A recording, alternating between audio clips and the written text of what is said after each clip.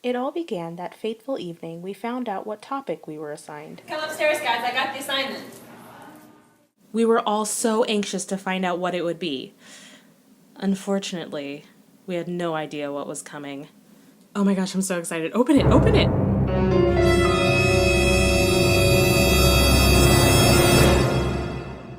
Myths and misinformation on the Affordable Care Act?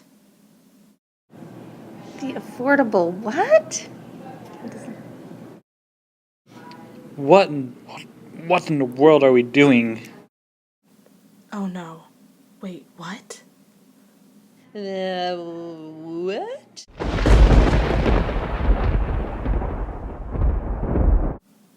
Before we could come up with the myths, we first had to understand what the Affordable Care Act was.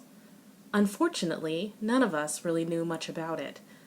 So we did what any group of responsible newbie nursing students would do. We had a group meeting where we started to research and study hard. We were on information overload. Where would we start? What would we focus on?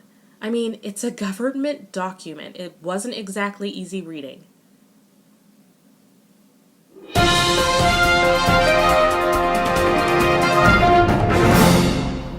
We're not exactly sure who from our group came up with this idea, but one of us threw out, why don't we go ask other people what they think the Affordable Care Act is? So, it's exactly what we did. What do you know about the Affordable Care Act and how it will affect you? Oh, gosh. I have no idea about the affordable. I don't know what the. Embarrassing. I actually don't know hardly anything about it. So.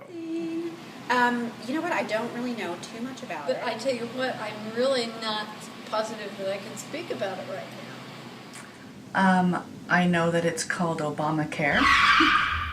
Wait, did she just say Obamacare? Oh, Obamacare. Yeah, we know about Obamacare.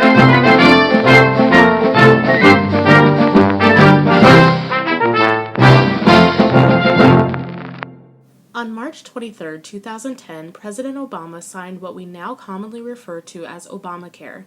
This health reform law states that it will essentially expand health coverage to 30 million Americans by the year 2022. It claims to decrease insurance costs and increase benefits, but how do people think it will affect them?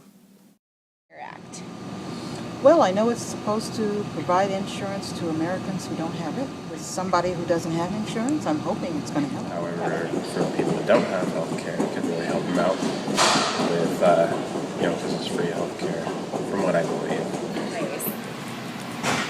For the people that aren't working or that are looking forward to having health care, I heard it's not affordable to. The Affordable Care Act is ideally designed to help those that do not have insurance, although it does not guarantee that everyone will have access to health insurance.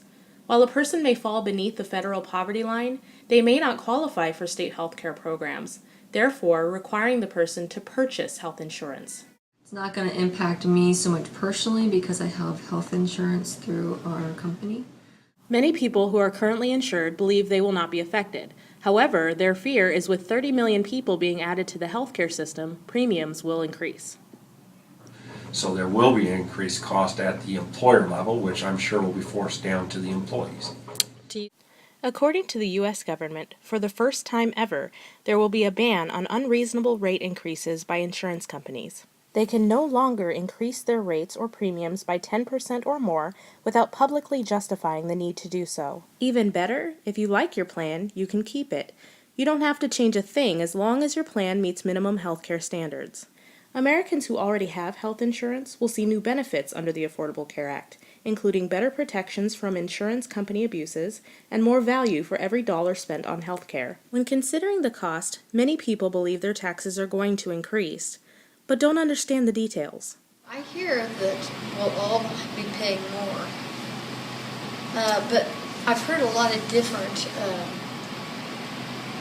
opinions about it and different aspects of it, and I hear this not totally settled or clarified yet. I believe I'll be paying higher taxes. Some taxes will increase. However, this is not the case for the majority of Americans. We do know that families and individuals with income greater than $200,000 per year will be taxed at a rate of 0.9%. Even though income taxes will not be inflicted for the vast majority of Americans, these same Americans will experience a higher tax on goods and services pertaining to personal health. I was told that if you don't have health insurance in a couple of years, then you start getting fined on your taxes. There will be a penalty for individuals who choose not to elect a health insurance plan. The penalty includes a flat fee per adult and per child, or a percentage fee based off of your total family income. As we consider the financial impact the Affordable Care Act has on our taxes, it is important to know the impact it will have on our businesses as well. The Affordable Care Act does have key provisions for companies based on the amount of their full-time employees. I know companies that can't afford to provide insurance are going to have to close or come up with the money to pay for their employees to have insurance, and it's not going to be an option for some. And then small businesses will struggle to keep up with what they have to pay, I guess. Except it's going to require, it's going to be hard on small businesses, I believe, because they're going to have to give employees insurance, and they can't really afford that. Currently, many small businesses are not able to offer insurance options for their employees.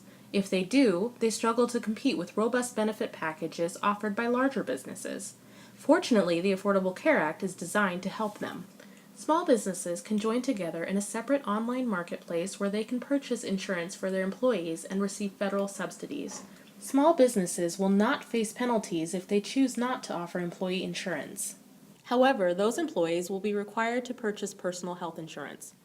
I think large businesses are going to be able to absorb it easier, but just because they're large businesses doesn't mean I think they should have to.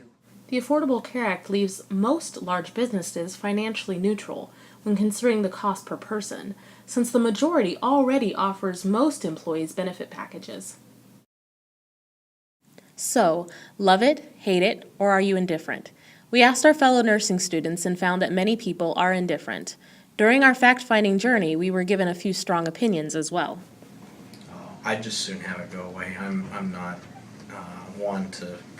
I'm not a proponent of government being involved in mandating these kinds of things, and which has an impact on maybe which doctor I can see or not see, or which doctors, or who even goes into the profession due to the reduced reimbursements, and I think it's counterproductive. We want citizens to be able to, be able to function. And health is a very important part of every person's life. And I just feel that our country's going to be better for it. And Just when we thought our assignment was finished, our mission complete, more and more information came out each and every day. But wait, guys, there's more! Ain't nobody got time for that.